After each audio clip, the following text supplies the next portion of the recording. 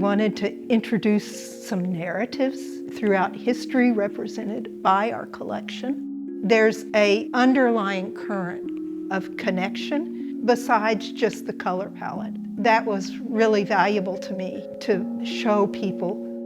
I'm Laurie Barnes, Elizabeth B. McGraw, Senior Curator of Chinese Art.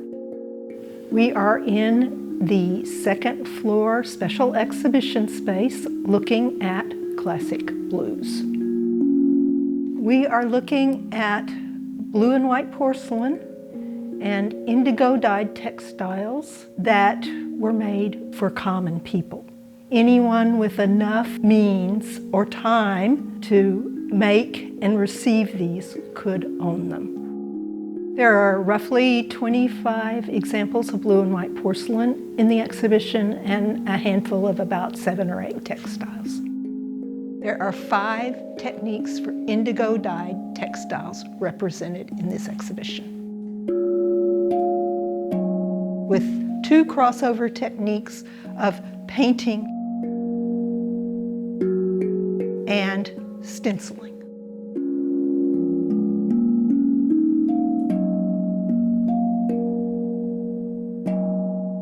Batik is a resist dyeing technique using hot wax. We have a skirt and a baby carrier on view depicting that technique. Next to the batik in the exhibition, there is an applique. A light blue applique is pasted onto a dark blue indigo-dyed background on an apron and then very carefully stitched.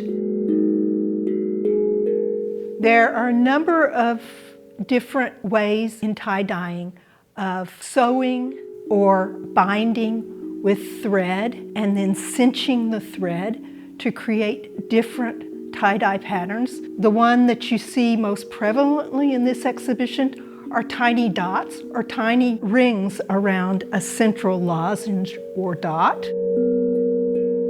The tiny dot is shown in a Chinese quilt panel, and the ringed lozenge technique with some other sewn patterns is seen on a Japanese kimono from the early 20th century. Probably the most impressive piece in this exhibition, and the rarest, is the woodblock technique. This is a very impressive example of this technique, and it involves taking wood blocks and putting cotton cloth in between them and stacking multiple layers and accordion folding the cotton through the wood blocks and then clamping them down tightly and dyeing them. Parts of the cloth, the most pressure is on, the dye can't reach, and that's what you see as the reserve white image on this dark blue indigo ground. Nobody could make pure white porcelain the way potters at Jingdezhen made it, and about half of what is on view in this exhibition is from Jingdezhen. For ceramics, there's 3 processes represented. There's painting, stenciling, and transfer. The clay body is so white and the blue is so vibrant. Everyone in the world wanted it. Everybody tried to copy it. Other societies didn't start making it, and it didn't become rather common until the 1700s in most of the world. The earliest pieces are from the 1500s. There's a bowl that is really a rather common type with a lotus and symbols of good luck on it. The people that really had the first love affair with blue and white were Islamic peoples. And they had the really nice cobalt pigment, but they didn't have the technology to make it. So they would send this pigment to China, which was by weight more costly than gold. and have it made into blue and white. And that's the origin of the earliest blue and whites. Even in the rustic wares you see from Zhangzhou, other early examples in this exhibition, they're copying Jingdezhen.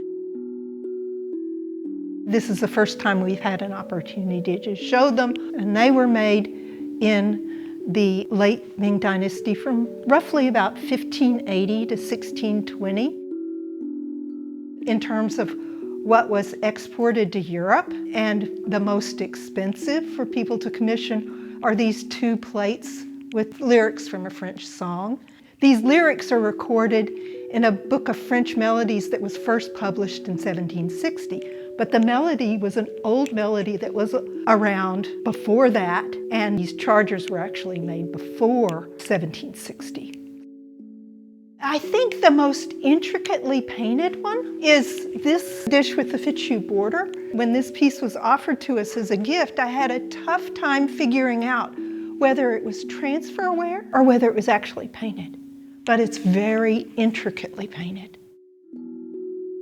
I think most people look at blue and white today, and because you can pick up a piece of blue and white porcelain for $1 at the dollar store, they don't know about the history and the fascination of this. Because of its commonness and cheapness, most people don't realize that in the past this was something that was so valuable and so highly coveted.